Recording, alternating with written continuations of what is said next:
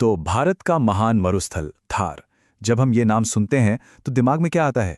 शायद सिर्फ रेत का एक विशाल समंदर, है ना? पर यह कहानी का सिर्फ एक छोटा सा हिस्सा है।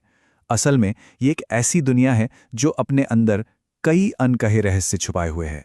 तो चलिए आज इन्हीं रहस्यों से पर्दा उठाते हैं। जरा सोचिए, आप अंतरिक्ष में हैं और नीचे भारत को देख रहे हैं। क्या दिखेगा? लाखों करोड़ों चमचमाती बत्तियां, एक जगमगाता हुआ नक्शा। लेकिन देश के पश्चिमी हिस्से में कुछ गहरे काले धब्बे भी नजर आएंगे। ये वो जगह हैं जहां इंसानी बस्तियों की नहीं, बल्कि सिर्फ कुदरत की रोशनी है। और हां, यही है थार का रेगिस्तान। तो क्या ये बस एक खाली बंजर जमीन है? पहली नजर में तो शायद यही लगे, एक सूखी बेजान सी जगह। पर क्या वाकई इसकी कहानी सिर्फ इतनी ही है, या फिर रेत की इन अंतहीन परतों के नीचे कुछ और ही छिपा है? असलियत तो हमारे अंदाजे से बिल्कुल अलग है। थार ये दुनिया का सबसे घनी आबादी वाला रेगिस्तान है। सोचिए, ये वो धरती है जहां आज भी किले सांस लेते हैं, जहां जिंदगी ने हर मुश्किल के बावजूद जीना सीख लिया है। और सबसे हैरान करने वाली बात, यकीन करना मुश्किल होगा, पर यह इलाका कभी बहती नदियों की वजह से हरा भरा था। तो अगर हमें थार को समझना है ना, तो सबसे पहले इसके विरोधाभासों को समझना होगा। ये एक ऐसी जमीन है जिसके कई कई अलग अलग रूप हैं। और ये कोई छोटा मोटा इलाका नहीं है। हम बात कर रहे हैं लगभग 2 लाख स्क्वायर किलोमीटर की। अंदाजा लगाइए, ये करीब करीब पूरे ग्रेट ब्रिटेन जितना बड़ा है। इसका ज्यादातर हिस्सा तो भारत में है, लेकिन ये पाकिस्तान तक फैला हुआ है। और जैसा मैंने कहा, ये सिर्फ रेत का समंदर नहीं है। यहाँ आपको रेत के ऊंचे ऊंचे टीले मिलेंगे, तो कहीं घास के मैदान और कहीं बंजर जमीन भी। और इसके पूर्व में खड़ी है दुनिया की सबसे पुरानी पर्वत श्रृंखलाओं में से एक, अरावली। तो मतलब ये विविधताओं से भरी एक अनोखी भूमि है। इस रेगिस्तान की कहानी सिर्फ इसके भूगोल तक ही सीमित नहीं है, बिल्कुल नहीं। यहाँ के तो पत्थरों में इतिहास और किंवदंतियां गढ़ी हुई हैं। थार का प्रवेश द्वार माना जाता है जोधपुर को, जिसे हम सब ब्लू सिटी के नाम से भी जानते हैं। और इस शहर पर किसी पहरेदार की तरह नजर रखता है एक पहाड़ी पर खड़ा मेहरानगढ़ का विशाल किला। इस किले की नींव ही अपने आप में एक कहानी है। जानते हैं, वैज्ञानिकों ने यह साबित किया है कि यह किला एक विशाल ज्वालामुखी के बचे हुए हिस्से पे बना है, और इसी वजह से इसे राष्ट्रीय भूवैज्ञानिक स्मारक का दर्जा मिला है। स्थानीय लोग इसे भाकुर चिड़िया या चिड़ियों वाली पहाड़ी भी कहते हैं। और इसकी भव्यता इतनी जबरदस्त है कि इसने हॉलीवुड का ध्यान भी खींचा, और film the dark night rises के कुछ सीन यहीं फिल्माए गए थे। अब इस पहाड़ी से ना एक बहुत दिलचस्प पौराणिक कथा भी जुड़ी है। कहते हैं कि यहाँ चिड़ियानाथ बाबा नाम के एक संत ध्यान किया करते थे।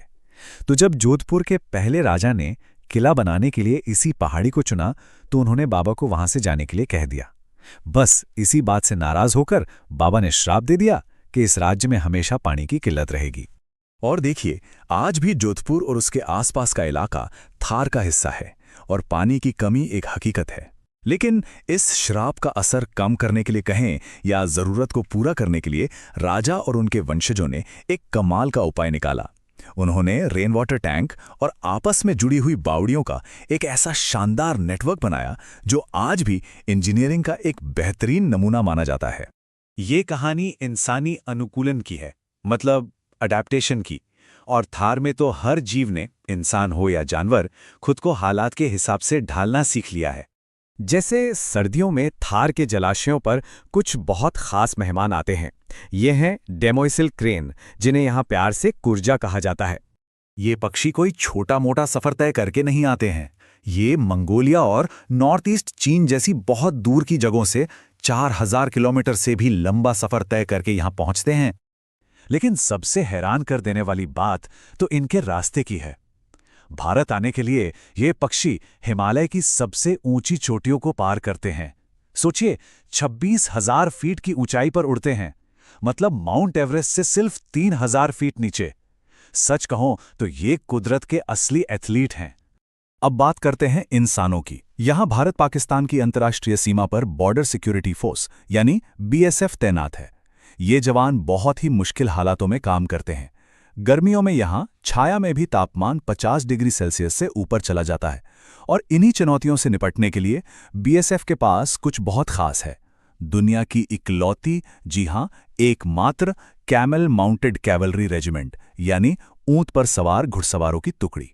अब ऊंट को रेगिस्तान का जहाज यूं ही तो नहीं कहते हैं ना, इसकी बनावट ही इस माहौल के लिए एकदम परफेक्ट है। देखिए, ये कुछ ही मिनटों में 200 लीटर तक पानी पी सकता है, 500 किलो से ज्यादा वजन उठाकर घंटों चल सकता है।